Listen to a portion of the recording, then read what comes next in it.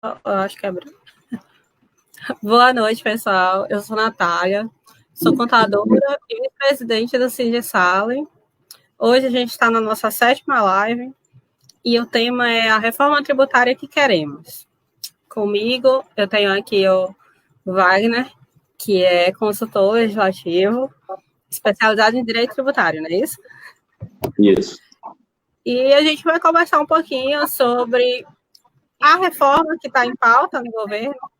Vamos ver um pouquinho o que existia antes desse governo entrar, o que está acontecendo agora e realmente o que gostaríamos de ter como reforma tributária. A situação atual do nosso país já é uma coisa que vem de anos. A gente sabe que é preciso uma reforma tributária. A reforma tributária ela é algo que é urgente, mas não exatamente como está sendo feita.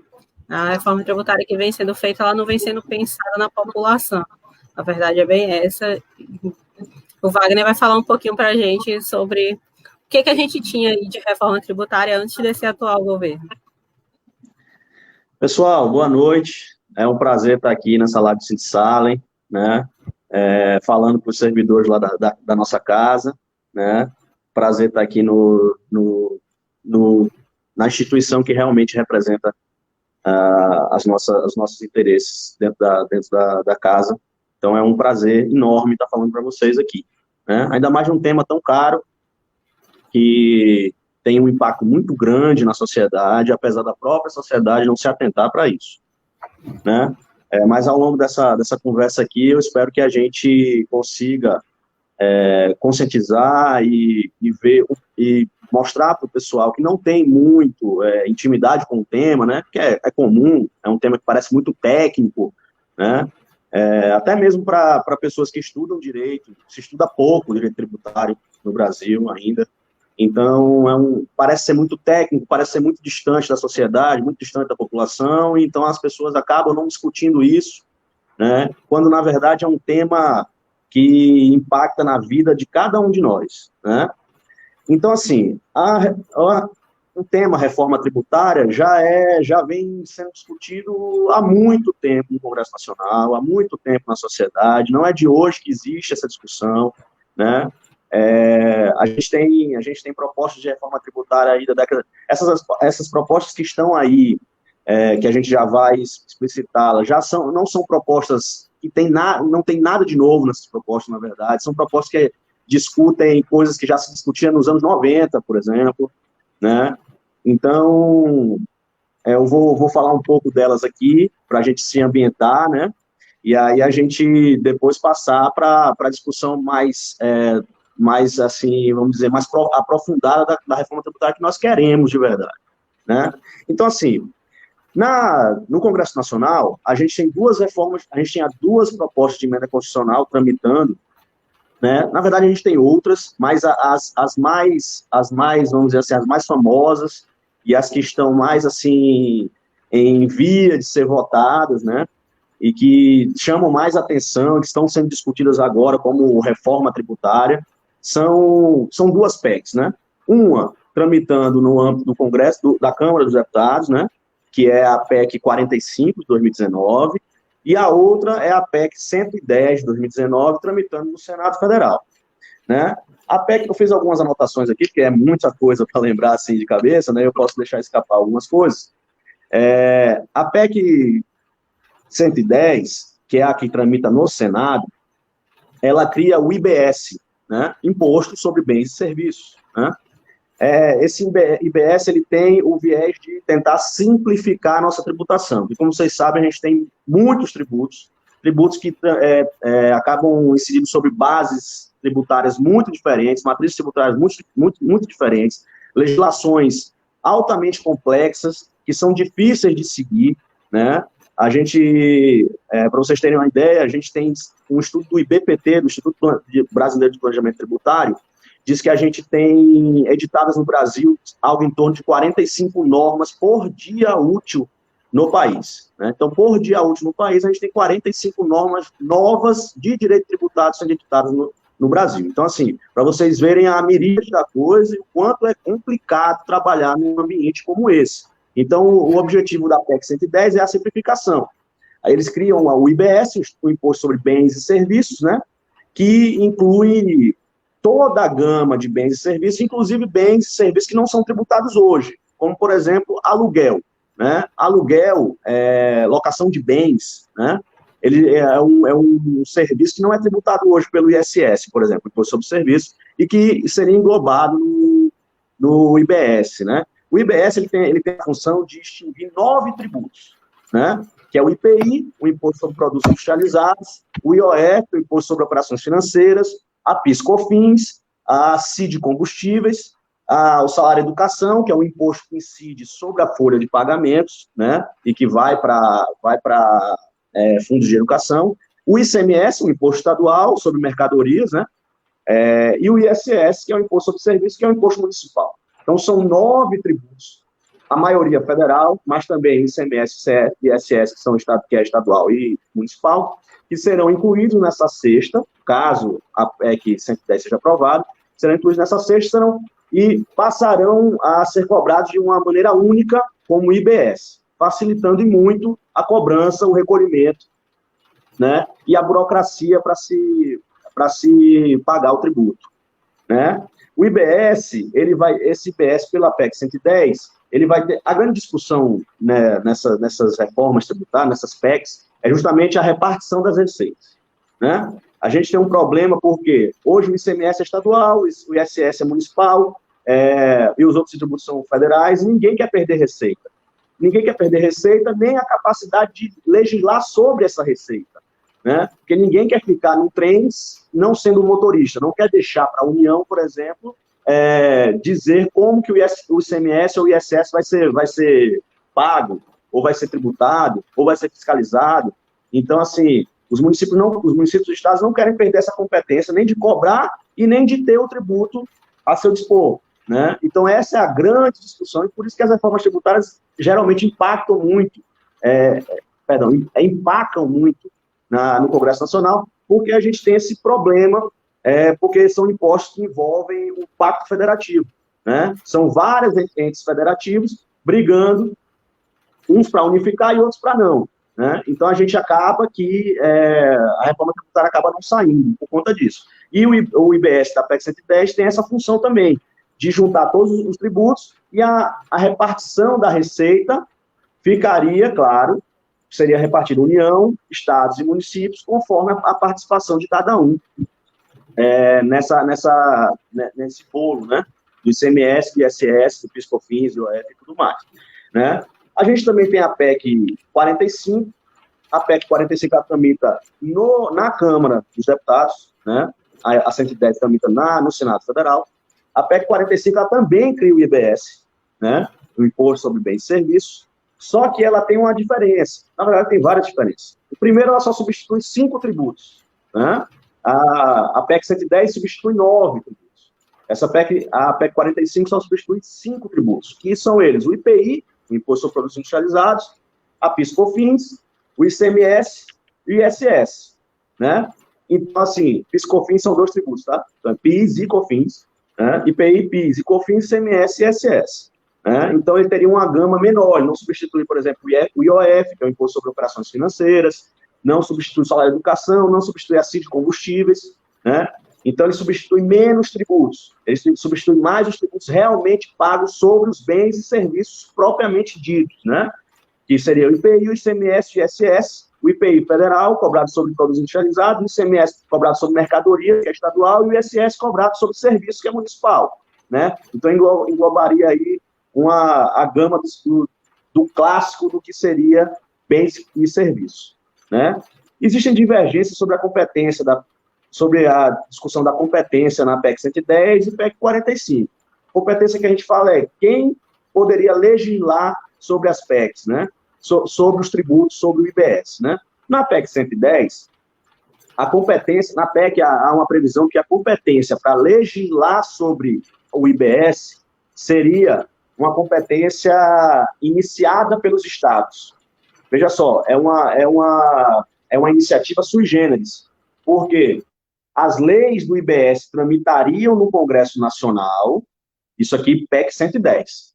As leis sobre o IBS tramitariam no Congresso Nacional, mas a iniciativa dessas leis caberia ao governador do Estado, caberia às bancadas estaduais formadas no Congresso, ou às assembleias legislativas por maioria dos seus membros. Então, se você tem uma proposta para alterar o IBS, só quem poderia iniciar essa proposta seriam esses atores aí, né? Então, seriam atores que atuam no âmbito estadual, promovendo uma mudança num projeto de lei federal, e esse projeto de lei tramitaria no Congresso Nacional. Então, assim, vamos dizer assim, uma tramitação de projeto mista, né, com iniciativa de atores estaduais ou de até congressistas, mas que unidos em bancada, representantes de estados, né, ou então do próprio governador do estado ou das assembleias legislativas, que mandariam os projetos ao Congresso, e o Congresso aprovaria ou não aqueles projetos sobre o IBS, né? Já a competência na PEC 45, que é essa dos 5 tributos que tramita na Câmara, seria de competência federal mesmo, né?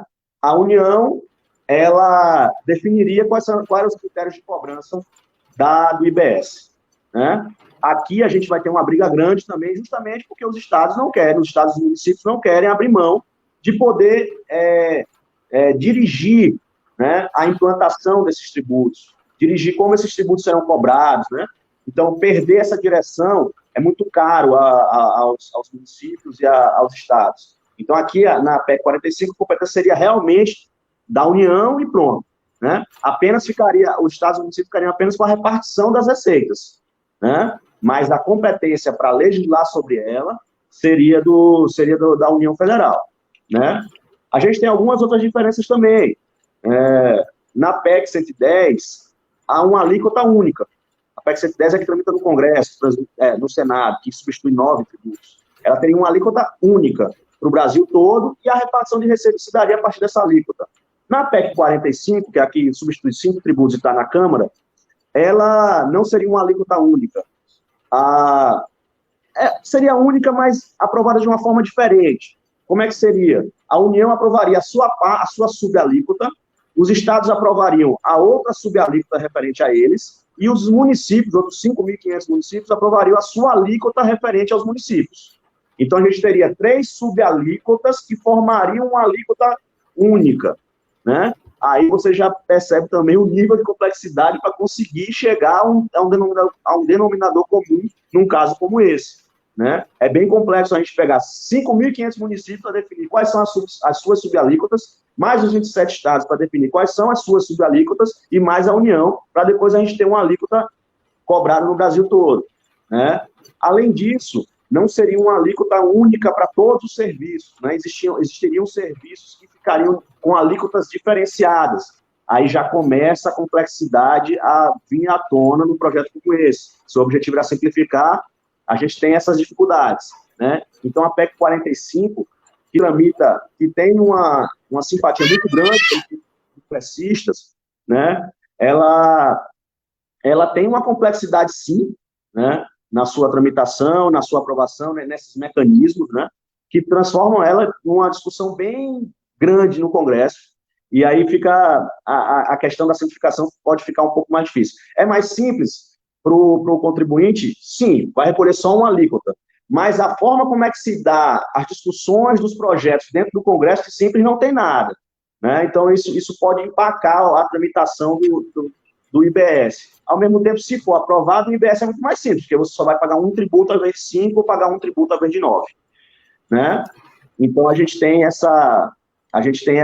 dois projetos de tramitação, né, Natália? E aí, entrou o projeto. Quer falar alguma coisa, Natália? É uma simplificação muito relativa, né? A verdade é bem essa. É uma simplificação que, teoricamente, simplifica, tu paga um imposto só. Na prática, tu tem que estudar um pouquinho mais sobre qual é o imposto que tu tem que pagar, como que tu tem que pagar. Essa semana eu li uma frase que foi muito interessante. O Brasil, ele é um dos países que mais paga imposto, e o que mais paga para aprender qual imposto tu tem que pagar, porque é muito complexo. A nossa legislação tributária, ela é muito complexa. Do jeito que a PEC 45 vinha sendo discutida, ela não estava simplificando muito esse entendimento tributário do que ia e o que não ia ser pago, o que ajuda a empacar, né, todo Exatamente. o processo. Uma vez chegando ao final da tramitação, fica mais fácil para a gente, né? É só um imposto, tudo bem. O problema é chegar ao final dessa tramitação, porque existem tantas divergências no entendimento, né? Para vocês verem a complexidade, em 10 minutos aqui, rapidinho, eu já falei algumas coisas aqui que podem gerar discussões aí homéricas por anos, né, no Congresso. Né? Mas chegando ao final, a gente vai ser bem mais simples para o empresário pagar um imposto só sobre o que ele gerou de bens e serviços, entendeu? E pronto. Né? Do que ter que recolher PIS/COFINS sobre uma base, aí recolhe o CMS sobre outra base, aí recolhe o ISS sobre outra coisa, aí recolhe... Então, a gente perde... o Brasil é realmente um dos países que mais se perde tempo com burocracia tributária. Né? Então, isso realmente atrairia uma facilitação e a gente perderia menos tempo, o empresário poderia focar no fim do seu negócio e isso melhoraria, com certeza, o ambiente de negócio do país. Né? Aí, para terminar essa parte da exposição, a gente vem com a proposta do governo, né? Que, a meu ver, não pode nem sequer ser chamada de reforma tributária. Né? Está longe de ser uma reforma tributária. Né? O governo me manda apenas um projeto de lei criando a CBS, não é mais o IBS, é a CBS, que é a Contribuição sobre Bens e Serviços. A CBS é ainda mais simples que a PEC 45 e a PEC 110, porque ela só unifica a PIS e COFINS. Né? Então, assim, não tem IPI no meio, não tem ICMS, não tem ISS. Então, a CBS, ela é apenas a unificação de 2 tributos que já são praticamente cobrados juntos, a PIS e a COFINS. Né? A diferença é, a PIS e COFINS, o PIS e COFINS hoje, ele tem uma gama de discussões na justiça, porque eles são um tributo em que você pode se creditar na cadeia. O que é isso?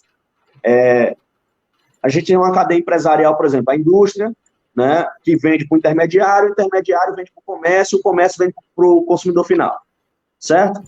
Nessa cadeia, você pode... O que o empresário pagou de PIS/COFINS, né, na indústria, pode ser creditado, o intermediário pode se creditar. Por sua vez, o que foi pago na intermediação, o comerciante pode se creditar. E depois o que foi pago no PIS/COFINS, no final, ele pode se creditar da cadeia toda. Né? Existem certos insumos que você pode se creditar. Né? Você pode se creditar, por exemplo, a PIS e COFINS é cobrada sobre faturamento. Eu faturei R$1 milhão.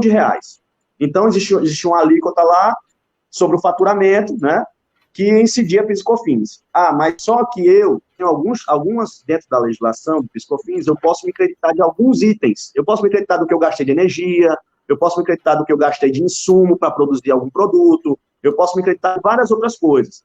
Então, no final das contas, eu tenho R$1 milhão, mas aí se eu gastei 200 mil com coisas que eu posso me creditar, então, na verdade, a base do PIS e COFINS é calculada sobre 800 mil, certo? É isso. A grande discussão do PIS e COFINS é o que eu posso me creditar e o que eu não posso me creditar. Existem discussões na justiça longuíssimas sobre itens que podem ser creditados e itens que não podem ser creditados. Então, o empresário chega e diz assim, eu acho que eu posso me creditar desse item que eu comprei. Aí o fisco diz, esse item você não pode se creditar. Então, aí vai lá e autua o empresário. Então, fica uma confusão que o empresário não sabe o que ele pode se creditar, o que ele não pode se creditar, se ele paga cheio, se ele debita alguns itens, se não debita os itens que... Então, assim, existe uma complicação nessa cobrança do PIS/COFINS interminável. Né? A gente tem centenas e centenas e centenas de ações na justiça por conta disso. A CBS, ela vem para acabar com isso. O que o ministro da Economia diz? Ele diz que ele vai juntar PIS/COFINS, só que agora vai ser no sistema não cumulativo, ou seja, você pode se creditar, e agora você pode se creditar de qualquer insumo. De qualquer insumo. Não existe mais uma discussão se o insumo X pode ser creditado no faturamento para cobrar a PIS, se o insumo Y não pode ser creditado. Então, agora, tudo que você gastou na cadeia, você pode se creditar. Você contratou 10 tipos de fornecedores, né? Você tem energia, você tem insumo de produção, tudo você pode se creditar. Certo? Então, a CBS, ela unifica os dois e ela diz que você pode descreditar de tudo, né? Então, a discussão sobre creditamento, que é a discussão interminável do PIS/COFINS, ela vai, em tese, terminar, né? A ideia é que se termine essa discussão. Qual é o grande problema da CBS, né? A PIS e COFINS, como eu expliquei, tem uma parte que é não cumulativa, mas tem uns setores os setores econômicos que pagam o PIS e COFINS cumulativo, ou seja, ele não pode se creditar de nada da cadeia. Mas porque ele não pode se creditar de nada da cadeia, ele paga um percentual menor. Ele paga só 3,65%, já somando os dois. O outro empresário que pode se creditar de coisas da cadeia, ou seja, o PIS/COFINS dele, desse segmento, que pode se creditar, ele paga uma alíquota maior. Ele vai pagar uma alíquota de 9,26%. Então, quem pode se creditar, paga uma alíquota de 9,26%. Mas, no final das contas, como ele se acredita muito, né, ele paga 9,26% sobre uma base menor. O que não pode se creditar, né, ele paga só 3,65%, mas ele paga de uma base maior, porque ele não vai se creditar de nenhum insumo. Então, ainda existia essa complicação. Tem segmentos que são não cumulativos, tem segmentos que são cumulativos, tem segmentos que são não cumulativos, mas pode se creditar de muita coisa, tem segmentos que são não cumulativos, mas pode se creditar de poucas coisas. E a gente fica nessa discussão interminável. É complexo até para quem vive de direito tributário, né? Espero que o pessoal esteja entendendo. Para quem vive de contabilidade também. Então é bem complexo. O que o Paulo Guedes fez? Vou mandar a CBS, vai ser todo mundo agora no regime não cumulativo, ou seja, não vai ter mais esse regime que a pessoa não pode se creditar, né? Só que agora a alíquota vai ser 12%. Então, para aqueles setores que você já podia se creditar, que era 9,25%, não há muita diferença. Wagner, mas 9,25% para 12% tem uma diferença. Não, mas agora ele vai poder se creditar de tudo. E antigamente ele não podia se creditar de tudo. Então, no final das contas, não existe uma diferença muito grande daquele que pagava 9,25% e se creditava de algumas coisas, para aquele que vai pagar 12% e agora pode se creditar de tudo, né? Então, no final das contas, no frigir dos ovos, vai dar uma diferença, vai dar praticamente igualado. Então, aquele cara da indústria, por exemplo, que pagava 9,25%, mas só podia se creditar de algumas coisas da cadeia, agora vai se creditar de tudo, mas vai pagar 12%. No final das contas, vai dar quase a mesma coisa. Mas a reclamação aqui da CBS é do setor de serviço. Por quê? O serviço, ele pagava 3,65%. Não podia se creditar de nada, mas só que serviço é basicamente mão de obra. E mão de obra já não vai poder se creditar também. Mão de obra não é um insumo que você pode se creditar no PIS/COFINS. Então, para o setor de serviço, ser não cumulativo ou ser cumulativo não importa em nada. Para ele, o que importa é a alíquota. Entendeu? Então, você sair de uma alíquota de 3,65 para uma alíquota de 12, onde você não pode se creditar de nada, porque o seu negócio é só mão de obra, é muito injusto, vil e cruel, né? E por mais que eles digam, o argumento do Ministério da Economia para dizer que a CBS não vai impactar tanto o serviço é dizer o seguinte, mas aí ele vai passar para o outro da cadeia, para quem está contratando ele vai passar.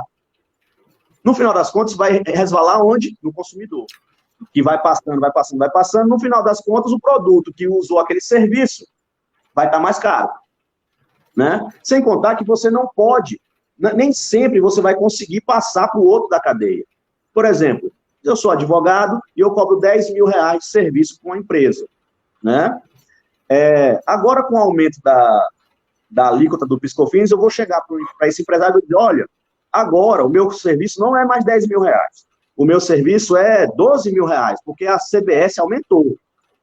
Qual é a garantia que eu vou ter nessa negociação de que esse empresário vai aceitar o aumento do meu serviço? Eu não vou ter garantia de que ele vai aceitar o aumento desse serviço. Então, essa coisa que a repercussão vai passar para o outro da cadeia automático é falaciosa em serviço. Serviço você precisa negociar todo o tempo. Então, nem sempre você vai... Ainda mais numa crise que nós estamos. Você vai conseguir negociar o seu contrato para aumentar o serviço? Você não vai. Então, você vai absorver aquele prejuízo, né? Então, assim, A grande reclamação é do setor de serviço. Tudo bem, o setor de serviço, 60% deles é do Simples Nacional. Para o Simples Nacional não vai mudar nada, certo? O Simples Nacional não vai mudar nada. Mas os outros 40% dos trabalhadores, dos empresários do serviço, que tem como base o serviço, eles vão ter um aumento brutal da carga tributária e não se sabe se eles vão conseguir passar para o resto da cadeia. E se conseguirem passar para o resto da cadeia, isso vai resvalar no contribuinte. Isso vai resvalar no cidadão comum que vai ter aquele serviço aumentado ou aquele produto aumentado.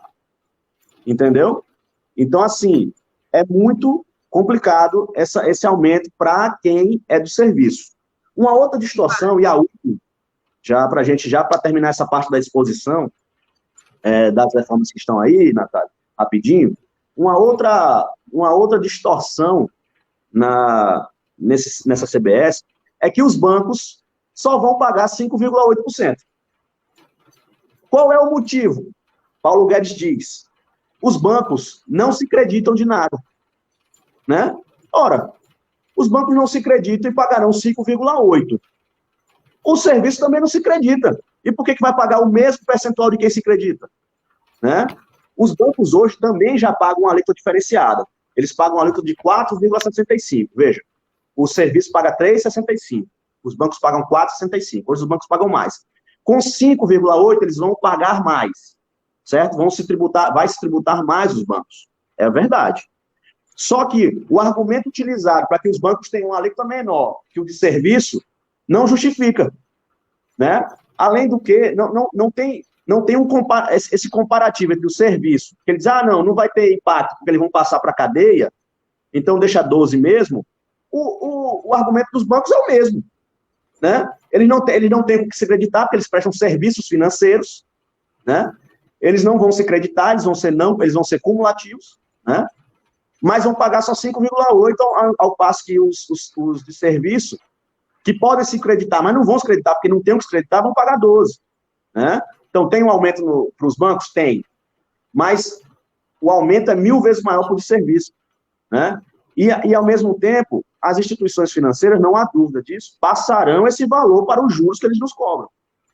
Então, assim, você cria uma distorção no sistema entre os prestadores de serviços comuns, os réis mortais e os bancos, né? Sem motivo nenhum, né?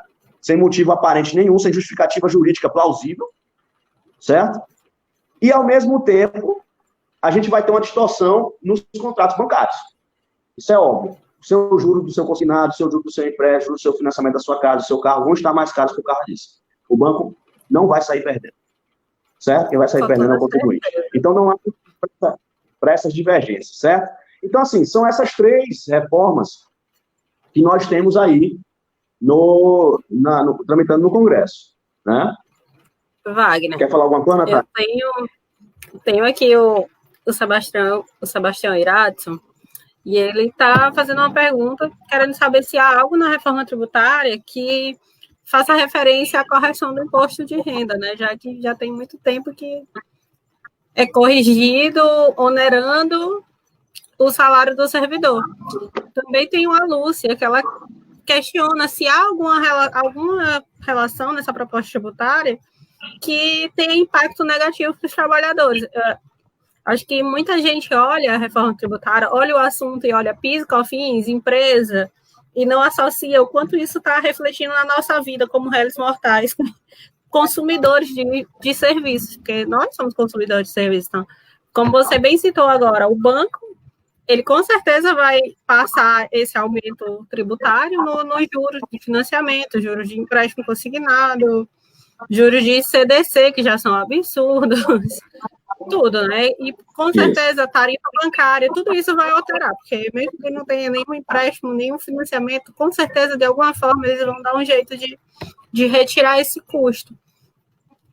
Que outros custos, que outros impactos a gente pode ver na vida dos trabalhadores, dos servidores? Você consegue linkar aí tanto a pergunta do Iratson como a pergunta da Lu. Sim. Na verdade, Natália, a gente, para responder essas perguntas, a gente tem que entrar na outra fase da live, né?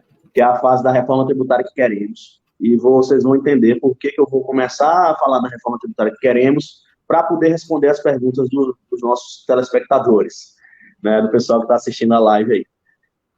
Seguinte, na verdade, como a própria Natália falou, se vocês observarem esses 30 minutos de live que a gente teve aqui, eu só falei de simplificação para o empresário. Não falei nada para trabalhador, nada para cidadão que não é empresário, e aí o sindicalizado ele pode estar olhando e dizer assim, cara, o que isso tem a ver comigo? Né? Eu não tenho empresa, no máximo que eu faço é recolher imposto de renda pessoa física uma vez no ano lá, eu faço a declaração lá e pronto. Né? Então, o que simplificação tem a ver comigo? Né? Na verdade, tem tudo a ver. A gente aprendeu no Brasil que reforma tributária é apenas simplificação. Reforma tributária é igual a simplificação, é sinônimo de simplificação. Toda vez que alguém fala em reforma tributária, o cidadão comum já pensa em simplificação. Né? Então, assim, por quê? É o que fizeram a gente acreditar que a reforma tributária é isso. Né? Mas a reforma tributária não é isso. Né? Essa reforma tributária que está aí, em nenhum momento se fala em justiça fiscal, em distribuição de renda, né, e justiça social. Né? Na verdade, a reforma tributária ela é o primeiro passo para você chegar no fim da desigualdade de um país. Ela é o primeiro passo para você conseguir justiça social de um país.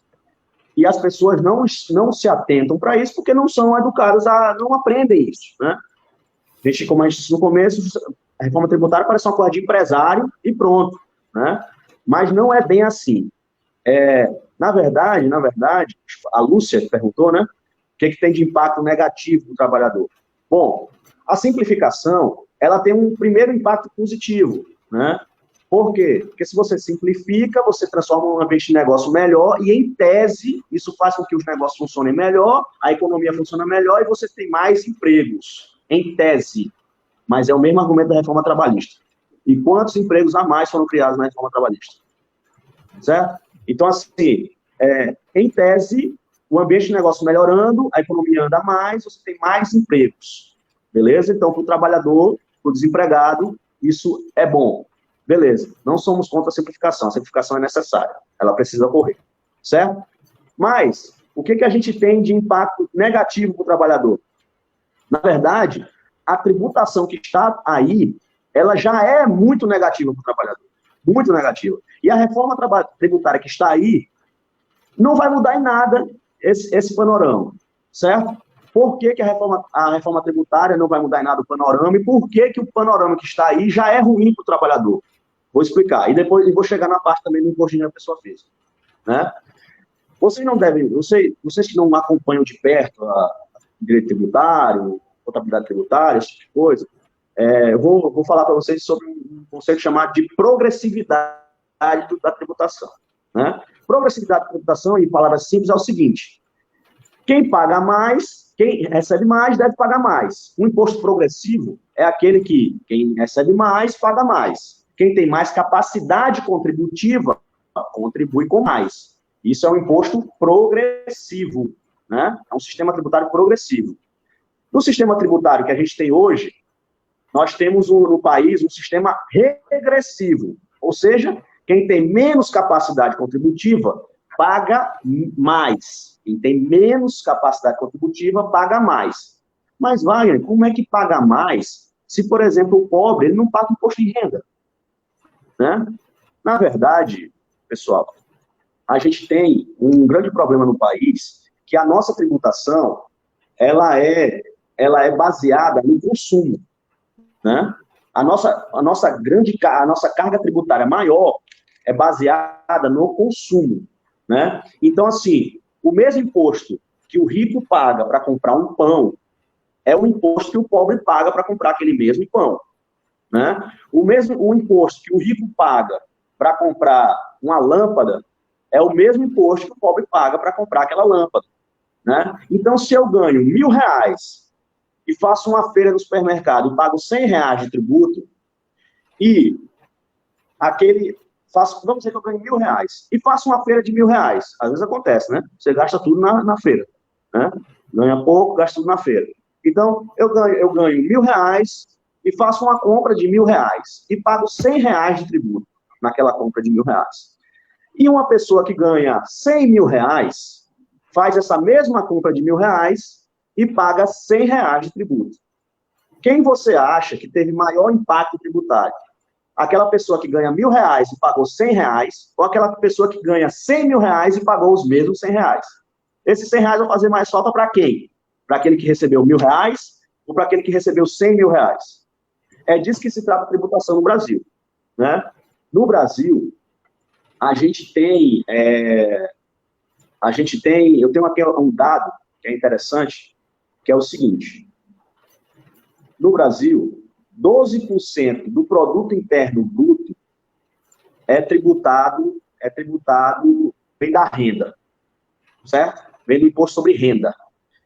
Ao passo que 16% do produto interno bruto é tributado sobre produtos, sobre bens de consumo, certo? Ou seja, se tributa mais bens de consumo do que a renda, né? Quando, na verdade, o sistema deveria ser o contrário. Deveria se tributar mais renda do que bens de consumo, certo? Tem um dado aqui que vocês podem pegar na pirâmide do IR. Bota no Google aí, pirâmide do IR. Vocês vão ver que aquele que está na maior faixa de renda, né, aquele que ganha mais de 300 salários mínimos no Brasil, que é uma populaçãozinha de 25 mil pessoas no Brasil, eles só pagam, em média, 2% de imposto de renda. 2%. Enquanto a classe média, que ganha aí até 40 salários mínimos, de 4 salários mínimos até 40 salários mínimos, paga uma média de carga tributária de imposto de renda, não é de alíquota, tá? A alíquota é 27,5%, mas você compensa, você pode abater saúde, não sei o que e tal. Então, de carga tributária efetiva, a população paga em média, a classe média paga em média 10,5%. 10,5%. Os ricos do país pagam somente 2% de imposto de renda. Por quê? Porque a maioria dos ricos do país são empresários e os empresários recebem dividendos. Quando a empresa lucra, ele paga dividendos para o empresário. E esse dividendo ele é isento de imposto de renda. Então, você, servidor, que tem um imposto de renda todo mês descontado no seu salário, isso não acontece com os mais ricos do país. Eles ganham sem pagar esse imposto. Certo? Então, em média, a carga tributária de imposto de renda do mais abastado do país é só de 2%. A carga tributária da classe média é de 10,5%. Certo? Então, olha só como é injusto. Além da gente pagar o mesmo tributo nos produtos, então a gente ganha.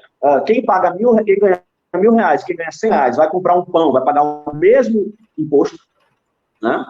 Caríssimo, altíssimo, porque a maior carga tributária no país vem dos impostos de produtos, né?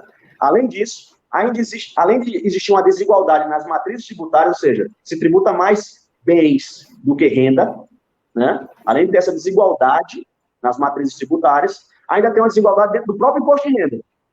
Então, no próprio imposto de renda, na própria tributação sobre a renda, a gente tem uma desigualdade em que quem ganha mais paga proporcionalmente menos.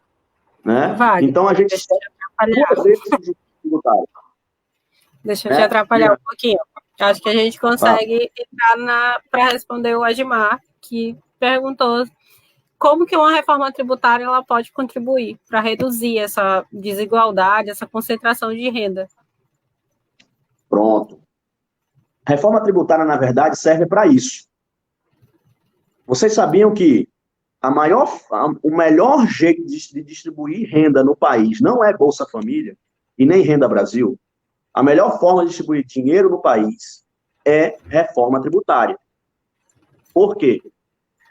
Porque ela pode justamente mudar esse tipo de tributação, né? Você pode tributar mais quem ganha mais, por exemplo, fazer uma reforma tributária em que se tributa dividendos. Tributar dividendos, né? Já vai fazer com que quem ganha mais pague mais, né? E, ao mesmo tempo, se você pode tributar mais a renda e diminuir a tributação sobre os bens de consumo. Então, por exemplo, se um trabalhador que ganha R$ 1.000 paga R$ 100 de tributo, já pensou se ele pudesse pagar só 50? Ou só 20? Ou só 30? Sobraria uma renda a mais para ele. né? Então, assim, já para o empresário, o cara que ganha 100 mil, 500 mil, 1 milhão, pagar 100 reais ou pagar 30 reais não faz a menor diferença para ele, certo? É insignificante. Já para o trabalhador, não, faz diferença. Então, você pode, sem aumentar um real na tributação, você pode diminuir os tributos sobre consumo e aumentar os tributos sobre renda. Mas aumentar os tributos sobre renda de quem realmente ganha. Não é aumentar a alíquota do imposto de renda pessoa física, que só quem paga já é o trabalhador. Por quê? O empresário ele não paga imposto de renda pessoa física, né? Ele recebe tudo dividendo. Então, ele não paga imposto de renda pessoa física. Então, você pode aumentar 200 vezes as alíquotas do imposto de renda, que não vai, o imposto de renda pessoa física, que não vai afetar o empresário. Só vai penalizar ainda mais o trabalhador. Então, respondendo a Edmar, a gente tem que diminuir tributos sobre o consumo e aumentar tributos sobre a renda. E dá para fazer isso sem aumentar um real na carga tributária efetiva. Certo? Existe uma proposta, e aí eu quero que vocês olhem, a proposta que realmente importa para a gente é essa proposta que dá justiça social, né? Porque você diminuindo o tributo para quem ganha menos e aumentando tributos para quem ganha mais, você vai distribuir renda. Isso é distribuição de renda, né? Se eu ganho R$1.000 e pago R$500 de tributo, e se eu passar agora a ganhar R$1.000 e pagar só R$100 de tributo, eu tenho R$400 a mais para gastar com a minha família, para gastar com o que eu preciso. Isso é distribuição de renda. Isso é distribuição de renda. Então, assim, diminuir bens, diminuir imposto sobre produtos e aumentar sobre renda é a melhor coisa que a gente pode fazer. E é possível fazer. Existe um estudo no Brasil, e aí vocês também procurem no Google, além da pirâmide do IR, para vocês verem o quanto é desigual a tributação do imposto de renda no Brasil, vocês podem procurar um ou outro também chamado A Reforma Tributária Necessária. É um estudo da ANFIP, da Associação Nacional dos Fiscais da Previdência, né, que agora não são mais fiscais da Previdência, fiscais da Receita Federal, da ANFIP, com a FENAFISCO, a Federação Nacional dos Fiscais, né, que mostra claramente como é possível trocar essas bases tributárias sem aumentar necessariamente a tributação, a carga tributária, né? Eles fazem um estudo em que eles elevam em 253 bilhões a receita tributária sobre a renda, mas eles reduzem em 231 bilhões a receita tributária sobre bens e serviços, né? Na verdade, nessa proposta bem aqui, eles também reduzem o tributo sobre a folha de pagamento, porque reduzir tributo sobre a folha de pagamento também é importante, porque como se eu pagar R$1.000 para um trabalhador, em tese eu tenho que, na verdade, não sai só R$1.000, o empregador tem que pagar uns R$1.400, porque tem mais R$400 aí, mais ou menos, para ir para a receita. Se eu diminuo isso, eu posso empregar mais gente, né? É o que o empresário diz, assim, às vezes eu quero empregar uma pessoa, mas eu pago um salário a mais para o fisco, em vez de pagar para aquela pessoa. Então, se eu pago um salário a mais para o fisco, eu podia estar contratando 2, e não 1. Então, reduzir a carga tributária sobre a folha de pagamento também é importantíssimo para o desenvolvimento do país e para os trabalhadores. Então, diminuir a carga tributária sobre a folha, diminuir a carga tributária sobre bens e serviços e aumentar a carga tributária sobre a renda, né, traria, na verdade, pelo estudo da FENAFISC e da ANFIP, né, que foi, inclusive, coordenado pelo Thomas Piketty. Thomas Piketty é um cara no mundo importantíssimo para a economia, escreveu até um livro chamado O Capital no Século XXI, que é um best-seller, e ele coordenou esse estudo aqui, né? Ele diz que fazer isso só afetaria a tributação dos 2% mais ricos da população. Então, assim, olha só, a gente distribuiria a renda, a gente transformaria o sistema mais justo, a gente distribuiria a renda e faria tudo isso aumentando a tributação só dos 2% mais ricos da população. E aumentando a tributação não de forma escorchante, não. Aumentando a tributação de forma justa para eles também. Certo? Então, a saída para a desigualdade no país é a reforma tributária. Mas a população não sabe disso. A população pensa que... A população se preocupa, por exemplo, com a reforma da Previdência. Que a reforma da Previdência... eu quero saber como é que eu vou estar na velhice, o que é que eu tenho que contribuir a mais e tal, para poder descansar na velhice. É isso que a população pensa. A população se preocupa com isso. E reforma tributária como é só simplificação, isso é para empresário que vai pagar tributo. Eu não pago tributo. Mas, na verdade, a reforma tributária, ela faz com que você tenha mais dinheiro no bolso, se for feita de forma justa. Qual é a discussão que nós temos no país que discute isso? A CBS não discute isso, a PEC 45 não discute isso, a PEC 110 não discute isso. Não há qualquer discussão no Congresso Nacional sobre justiça fiscal, né? Que vai além da reforma tributária. Não há qualquer discussão. A gente tem uma oportunidade enorme, o Congresso está perdendo uma oportunidade enorme de realmente mudar o panorama da desigualdade no país, né? Mas, infelizmente, não faz. Só está fazendo simplificação. E para quem for perguntado, os deputados que forem perguntados sobre isso, eles dirão o seguinte, eles dirão que simplificar é trazer igualdade, porque simplificar vai trazer melhor ambiente econômico e vai trazer evolução, crescimento econômico traz mais emprego e pronto, a gente muda a vida da população. Tá? Mas eu quero saber qual é o estudo palpável. São quantos cargos, quantos postos de trabalho serão gerados com a simplificação tributária? A gente não tem estudo sobre isso, né? A gente não tem estudo sobre isso, a gente não sabe exatamente quantos postos vão ser gerados, é igual a reforma trabalhista. Vai simplificar, vamos empregar mais. Quanto? Me apresente um estudo da Fiesp que diz assim, nós vamos gerar 1 milhão de postos de trabalho. Eu quero um estudo científico sobre isso. Não existe, né? Existe argumentos sobre isso. Então, assim, existem argumentos que a simplificação melhorará a vida do trabalhador. Eu tenho certeza que ela melhorará a vida do empresário, que melhorará o ambiente econômico, que melhorará, que facilitará a contratação de empregados. Mas se isso vai mudar a história da desigualdade do país, eu tenho certeza que não irá, né? Mas, desde já digo, a simplificação é bem-vinda. Que venha a PEC 45, que venha a PEC 110, que venha a CBS, que venha a desoneração da folha, que venha tudo para simplificar. Mas só que isso não é reforma tributária de verdade. Isso não é justiça fiscal de verdade. E justiça fiscal pode melhorar a vida do trabalhador, sim. Certo? Tem mais alguma coisa aí, Antônio? Não, a Lúcia está perguntando sobre critérios de isenção para o IRPF. Foge um pouquinho aqui da nossa reforma, mas se puder ajudar. Tá. Voltando. Não existe nenhuma mudança, pelo menos que foi apresentada até agora, do IRPF, do Imposto de Renda da Pessoa Física. A gente sabe que a gente tem anos e anos e anos sem correção da tabela, né?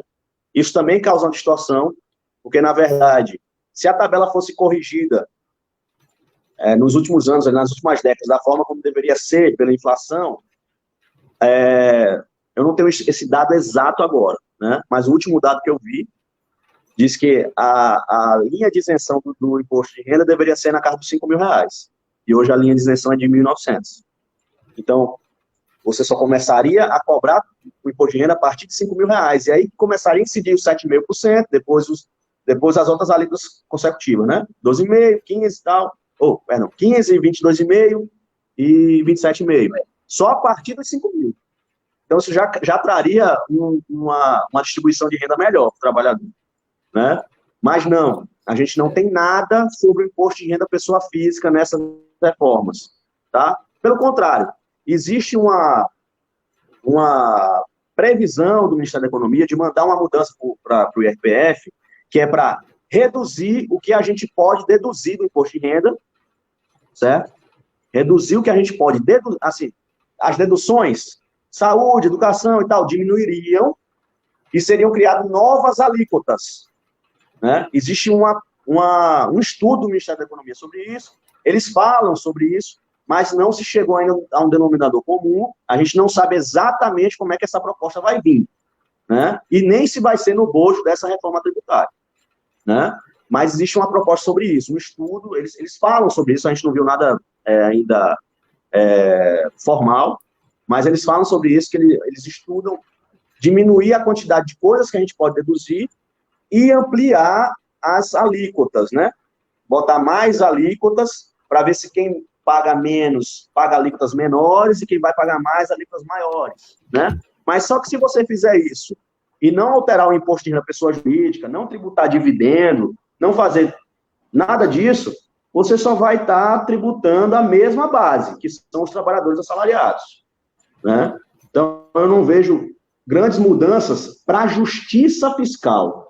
Nós estamos discutindo aqui é o seguinte, reforma tributária não vale fazer uma reforma tributária se não for pensando na justiça fiscal. Não vai mudar o panorama estruturante do sistema tributário, nem do Estado, nem da sociedade. A reforma tributária, mais até do que a reforma da Previdência, ela pode refundar o país. Entendeu? Porque os grandes países da OCDE, eles são grandes países da OCDE porque a tributação deles é uma tributação baseada na progressividade, baseada na tributação da renda e pouca tributação de bens e consumo. Por isso que a gente vive falando que, fulano de tal está morando nos Estados Unidos e ele ganha um salário, ele é pedreiro, mas ele vive bem, ele tem um carro, ele tem uma casa bacana, ele consegue sair com os filhos para o cinema, ele consegue comprar uma roupa legal de uma marca. Por que isso acontece? Acontece porque o salário dele é pouco tributado. Ele não é muito tributado na renda e, ao mesmo tempo, os bens de consumo são baratos porque não tem muito tributo, né? Então, a gente também ouve muito falar assim, fulano de tal foi para Miami e comprou tudo lá é mais barato. Tudo lá é metade do preço. Meu Deus do céu, tudo lá é metade do preço. Cara, eu queria morar, a gente vê muito empresário falar isso. Eu queria morar, ele tinha que morar mesmo ali em Miami, mesmo nos Estados Unidos. Por quê? Porque lá é tudo barato. Não sabendo ele que lá se tributa a renda maior. Se esse sistema fosse aplicado no Brasil, esse mesmo empresário ia estar chorando, porque a renda ia aumentar e os produtos, os preços do produto iriam diminuir. Como ele só pega a parte boa da tributação de lá, ele acha que tem que ser igual aqui. Mas se a gente aplicar o que tem lá aqui, vão ser eles que vão estar chorando. Mas era o correto, né? Então, assim, a gente ouve muito, não, porque a Suécia tributa 60% da renda. 60% do que você ganha na Suécia é tributado, né? Mas só que lá você tem tudo. Você tem educação, pública de qualidade, segurança, você tem saúde, você tem tudo, né? E os bens também são baratos, porque não tem tributação regressiva, não tem tributação a tributação sobre os bens é pouca, né? Para que ele possa cobrar mais de quem ganha mais. E quem ganha menos, tem menos tributação na renda e pode comprar os seus produtos de qualidade, os produtos necessários à sua vida, porque também são baratos, porque não tem muito tributo. É uma lógica reversa. Essa lógica reversa tributária é o que define a qualidade de vida da população, aliado, claro, aos investimentos que advêm desse dinheiro, né? Aos investimentos de saúde, educação e tudo mais, que advém da tributação. Mas só que, para você ter o dinheiro para investir, fazer esses investimentos, você precisa ter um sistema tributário adequado e eficiente. E esses países, eles têm essa aura de desenvolvido, de que lá o cara ganha razoável, o cara ganha ali um salário, ele é assalariado, mas ele vive muito bem. Esse mito que a gente faz desses países, da OCDE, ele só existe porque existe um sistema tributário justo, progressivo. Então é isso que a gente tem que discutir e a gente não discute no Brasil. Wagner, antes da gente encerrar, eu acho que, como eu sou da área, sou contadora, eu lido com tributação, eu acredito que a live foi muito rica para mim e foi muito clara em tudo. Mas acredito que muita gente ficou assim meio perdido nessa... Muito tempo. No início é difícil, tem que explicar o que é cumulatividade, não cumulatividade, é complicado, é um linguajar meio difícil. Então, para mim, tá maravilhoso, porque já é meu dia a dia mesmo, no meu escritório. Mas antes da gente encerrar, será que a gente consegue elencar assim, de uma forma mais direta? Quais seriam os pontos principais para a reforma tributária que a gente gostaria, né? A reforma tributária que queremos, que é o nosso tema. E o que os trabalhadores podem fazer para pressionar por essa justiça fiscal junto aos órgãos, né, ao poder público? Bom, para ser bem prático, né, a gente precisa do seguinte, eu vou seguir aqui a diretriz da reforma tributária solidária da FENAFISCO, né, que eu acredito muito nela, né? Então, primeiro, a gente tem que... O imposto do valor agregado, o IVA, que no caso aqui brasileiro é o IBS, né, o Imposto sobre Bens e Serviços, o ACBS, né, Contribuição sobre Bens e Serviços, ela tem que existir, certo? Ela tem que existir. A gente tem que acabar com essa burocracia, ela tem que existir. Então, isso é uma diretriz básica. Então, a gente começou, a reforma já tem isso, né? Então, ótimo, beleza, ela tem que existir. 2, a gente precisa reduzir tributos da folha de pagamento. né? A gente paga muito tributo sobre a folha de pagamento. Tem que reduzir tributo sobre a folha de pagamento. Nenhuma dessas propostas fala sobre isso. Só um passando aqui, tem o salário de educação aqui incluído aqui na P5, no IBS, que é uma dos tributos da folha de pagamento, mas só ele.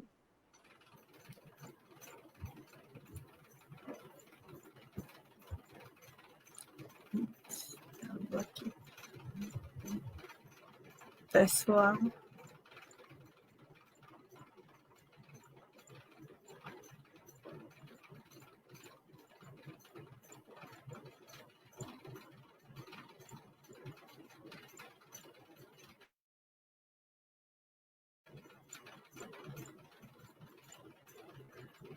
Gente, travou aqui. Acredito que deve ter sido um problema na internet do Wagner. Deve ter caído, mas ele já deve estar voltando para concluir o pensamento. Pronto, voltei. Voltou. Rapidamente. A gente tem que ter o IVA, que é o IBS nosso, temos que ter. A gente tem que ter uma redução dos tributos sobre a folha de pagamento, a gente tem que ter isso. A gente tem que ter uma redução sobre bens de consumo, né? O imposto sobre o pão, o imposto sobre a lâmpada, o imposto sobre o seu celular, o imposto sobre o seu computador, o imposto sobre a comida que você come, o leite, tem que diminuir. E a gente tem que ter uma tributação justa na renda. A gente tem que tributar dividendos. Os servidores, os funcionários têm que ter uma alíquota de imposto de renda X, e quem ganha mais do que esses servidores e funcionários tem que ter uma alíquota de imposto de renda Y, X mais 1, entendeu? Esses caras têm que ter tributação. A gente só, como eu já disse, eles só tributam em média 2%. A gente tributa 10,5%. A tributação nossa de imposto de renda, ela vai subindo progressivamente até 40 salários mínimos. Depois de 40 salários mínimos, ela vai descendo. Então, o cara vai ganhando mais, vai pagando menos. Não existe isso, né? Então, basicamente, a gente precisa de propostas como essa. Então, se você quiser provocar o seu deputado federal, né, o seu senador, tem caminhos para isso. Você pode ir lá nos canais do Congresso Nacional e nos canais da Câmara dos Deputados, na Câmara do Senado, e provocar os seus deputados. Façam o seguinte, peguem os dados do Pirâmide do IR, né, no Google, e baixem também o livro A Reforma Tributária Necessária, da FENAFISCO, né, e enviem uma cópia dessa reforma tributária necessária para os seus deputados, para que eles façam projetos de emenda baseados nesta reforma, neste projeto, tá? Só aí vocês vão ter justiça tributária de verdade e vai sobrar mais dinheiro no bolso do trabalhador, com reforma tributária, certo? É isso. Muito obrigada, Wagner. Eu acho que a gente conseguiu resumir bem o tema. É um tema muito amplo, né? É um tema que a gente poderia ficar aqui 4, 5 horas conversando sobre ele. Muito complexo. Conversar. Mas acredito que a gente tirou um pouco as dúvidas dos servidores. A Lúcia acaba de nos agradecer aqui pelos esclarecimentos. E é isso. A gente pode... É importante aprofundar, pesquisar, acho que a população, os servidores em si, que o pessoal aí está nos assistindo, é importante a gente começar a se importar mais com o tema, não achar que ele não tem nada a ver conosco, porque envolve mais a questão das empresas e os impostos pagos por pessoas jurídicas, porque todo o impacto é nosso. Todo o impacto, no fim das contas, alguém tem que pagar a conta. E o lado mais fraco aqui é o lado do servidor. É isso aí. Eu também gostaria de agradecer, muito obrigado aí pelo espaço. É um assunto bastante complexo, né? Tentei ser o mais simples possível, mas é um assunto já difícil, então é um pouco complicado. Mas, assim, a gente está à disposição, tá? A consultoria legislativa também está à disposição. Qualquer dúvida que o servidor tenha sobre os projetos de lei que estão tramitando, até na própria casa, né? Então, visite a consultoria legislativa. Poucos servidores conhecem a consultoria legislativa. Então, visite a consultoria legislativa. A gente está à disposição lá para tirar qualquer dúvida, tá? E é isso, nós estamos juntos, tá bom? Então, qualquer dúvida, se ficou alguma dúvida na complexidade da coisa, peço perdão e pode nos procurar na consultoria que a gente vai estar lá à disposição para vocês, tá? Muito obrigado. Muito obrigada, Wagner. Boa noite, pessoal. Essa foi a 7ª live do Cindy Salem, com o tema Reforma Tributária que Queremos. Muito obrigada pela participação de todos. Obrigado, boa noite. Boa noite.